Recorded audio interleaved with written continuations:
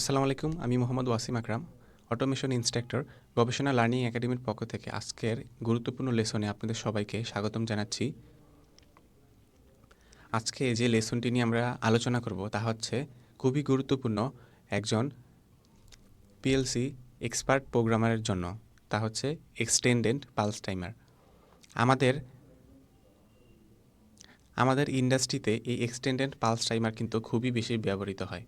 কিন্তু এই কনসেপ্টটি যদি আপনি সম্পূর্ণ ক্লিয়ার না থাকুন তাহলে কিন্তু আপনি পিএলসির মধ্যে প্রোগ্রামিংও করতে পারবেন না এবং ভিজুয়ালে যে আমাদের ফ্যাক্টরিতে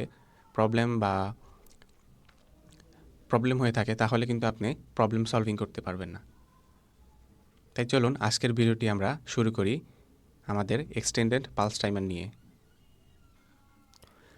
আমাদের হার্ডওয়্যার কনফিগারেশনের পর এখন আমরা আমাদের প্রোগ্রাম ব্লকে চলে যাব। ঠিক আছে, এখন আমরা প্রোগ্রামিংটি শুরু করি। আমরা প্যারালালি 3টি মোটর নিয়ে নিচ্ছি। তার সামনে এখন আমরা এক্সটেন্ডেড পালস টাইমার নিব।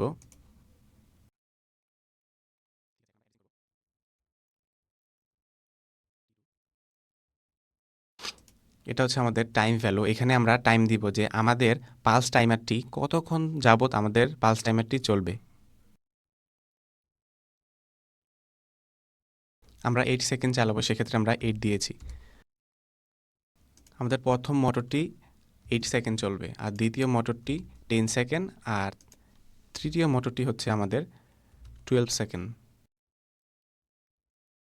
আর আমাদের যে কয়েলটি নিয়েছি এখন আমরা এটাকেও অ্যাড্রেসিং করে দেই।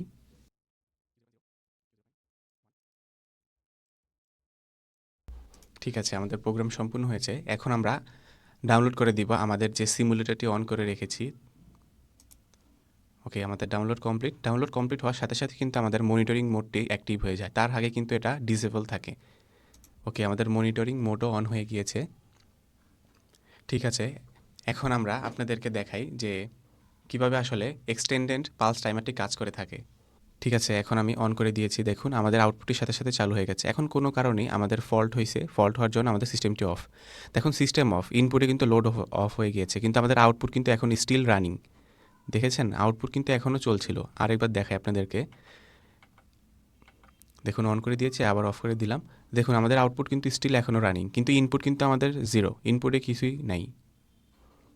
দেন এটা ফার্স্ট বন্ধ হলো, দেন সেকেন্ড বন্ধ হলো, দেন থার্ড নাম্বার মোটরটিও অফ হয়ে গেল।